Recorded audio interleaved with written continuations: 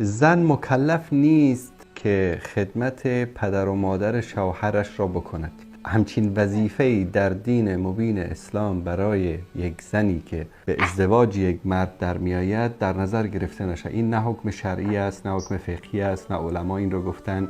اگر یک زنی از باب احسان، از باب نیکی، از باب بر، فداکاری، ایثار خدمت پدر و مادر شوهرش را بکند، این برایش اجر و پاداش است. این احسان است که در مقابل این احسانش باید شوهرش و پدر و مادر شوهرش ممنون احسان او باشند. حتی در مقابل شوهر، ببینید هدف از زندگی این است که احترام متقابل باشد، ایثار و فداکاری متقابل باشد، قدرشناسی متقابل باشد. اگر ما بخوایم خشک فقط یعنی آنچه که واجب است بر بالای مرد و آنچه که واجب است بر بالای زن را در چارچوب دین مورد مطالعه قرار بدیم، وظایف مشخص است. به طور مثال وظیفه یک مرد نسبت به همسرش این است که برای او سرپناه یعنی خانه آماده کند، برای او غذا آماده کند، برای او لباس آماده بکند و نیازهای او را برآورده نماید. برای یک زن وظیفه‌اش این است که خواسته های مشروع شوهرش را استجابت بکند، قبول بکند و آبروی او را، خانه او را، مال و دارایی او را حفظ بکند. این وظیفه زن است.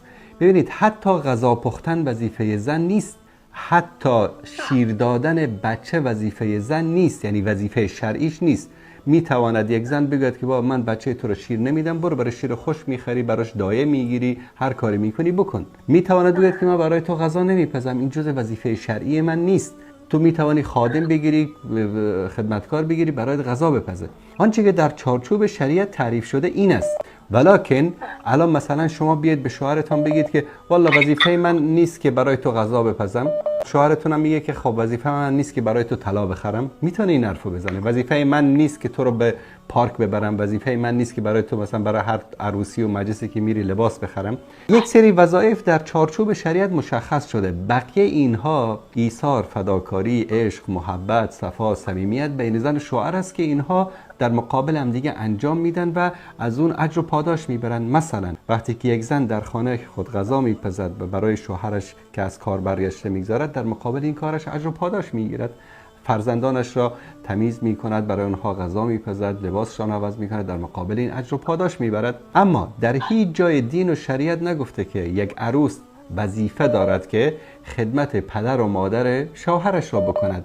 متاسفانه این فرهنگ میشه گفت غلطه در افغانستان و در بعضی مناطق در ایران، در تاجیکستان، در اینجا معمول است که به عروس به دید یک کنیز میبینن. فکر میکنن که عروس را که در خانه آوردن این دیگه هست نوکر زرخرید پدر شوهر، مادر شوهر، برادر شوهر، خواهر شوهر، کل کار یعنی در حقیقت در بعضی جوامع متاسفانه زن نمیارن به خانه، عروس نمیارن، کنیز میارن. به این دید نگاه میکنن و این عرف و عادت جاهلی است، این عرف و عادت باطل است و این در دین و شریعت نیست. یعنی شما مجبور خدمت پدر و مادر شوهرتان نیستین الا از باب این که احسان بکنید. اینم برداشت اشتباه نشه که مثلا وقتی که ما میگیم که این وظایف شرعی زن است، این وظایف شرعی مرد است، به این معنی نیست که والا فردا زنها برن به شوهرشون بگن وظیفه من فقط این است که این کارا رو انجام بدم. نمیشه اینطوری، یعنی که ما بگیم در اون چیزایی که در چارچوب ببین شریعت یک چیزایی رو که قوانین رو تعیین کرده، این جزء وظایف شرعی است. بقیه شما هر عملی که انجام میدهید این عمل بالمثل است، عمل بالمقابل است. شوهرتون برای شما نیکی میکنه، شما به اون نیکی میکنید. وظیفه شرعی نیست، در مقابل شما اجر و پاداش میگیرید.